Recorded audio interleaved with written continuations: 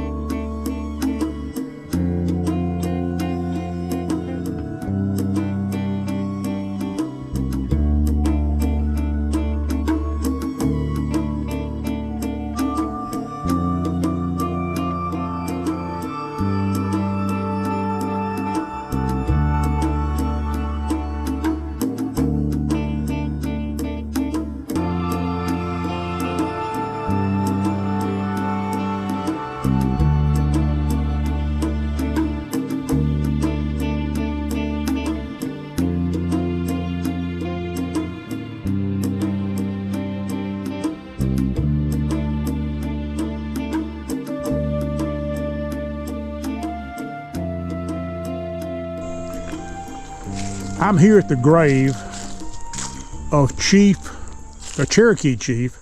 His name, I don't know if I'm pronouncing this right or not, but I'm gonna give it a shot. No, I'm not. Never mind. Anyway, I surely can't pronounce his wife's name. Chutahsotee, maybe? Chutahsotee? Anyway, his name, his white name that was given to him was Jim or Jimmy Woodpecker, and his wife's name was Sally Woodpecker. Well, in about 1838, when they were removing the Cherokees from this area of the country, his family were caught and put on a wagon, taken to Oklahoma on what is now called the Trail of Tears. Well, they escaped and they came back. And when they got back, he was talking to one of his white friends here, last name was Siler, and I think plenty of that family is still around here. And they liked the chief so much that Siler gave him 2 acres of land. Once that was done, the army could not move him because he was a landowner. If you were a landowner, they couldn't move you to Oklahoma. So he lived here the rest of his life. In 1879, he told his wife that when he died, he wanted to have a white man's burial. So later that year, he died, and he was given a white man's burial. Well, this is what's strange, what I'm fixing to tell you now. The day that he died, his wife, Sally, summoned her son to their house. And this is what she told him. Son, I'm going to be with your father when the sun goes down. He replied, Mother, you're not sick. She replied, No, but I'm going to be with your father. Before the sun came up, she had died a natural death and was buried next to her husband.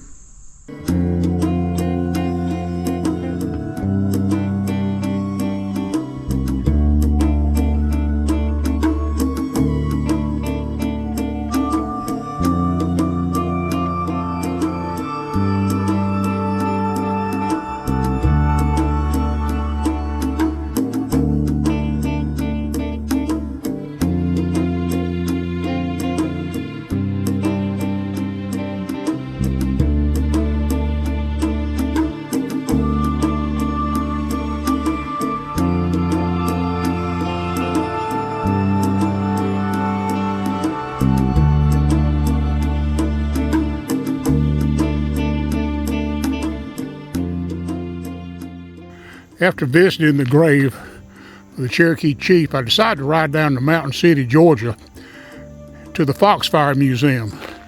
They are said to have an authentic wagon that was used in the Trail of Tears.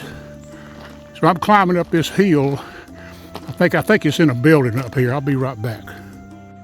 Okay, I finally made it up the hill, and here's the building, and I can see the covered wagon inside.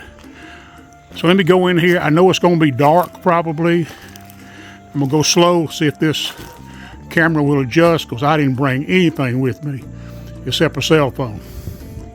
And I'm probably huffing and puffing because of that walk up here. But anyway, so I'm gonna go in here. What I have heard about this wagon is, and man, you can tell this thing is old. Oh, lights came on. It was commissioned in 1770. And it was used in the removal during the Trail of Tears in this area. And after that, it came back to the same family that had owned it. It has been in their family ever since. And I don't know if it's on loan to this Foxfire Museum or they donated. But anyway, here it is. So, wish I could get a better picture of it, but like I say, I'm against the wall right now. There's only about 3.5 feet between the wagon. I really like this right here, and I'm gonna let you read it. Let me back up just a little bit. You will in vain flee to your mountains for protection. Like the creeks, you will be hunted up and dragged from your lurking places and hurried west. That was written by Army General Wool, March the 22nd, 1837. Let me go on around here. It's an interesting place. All these buildings, they got a lot of log cabins here, and they were all moved here from other places and donated. Inside the wagon, they got a list of 500 of the ones who perished along the trail from Georgia, North Carolina, northern Alabama to Oklahoma, or Indian Territory in what is now Oklahoma. They got 500 of them listed here, but there was about 4,000, they say, that died along the way. So imagine if it were more preserved, it'd be like going down the people talk about the Oregon Trail. You can always follow it because of the graves alongside where people died either of sickness or Indian attacks or whatever. But anyway, so there you go. That's the wagon. Here's another view from this side. But like I said, this is old. Maybe some of you wagon folks could recognize some of this construction.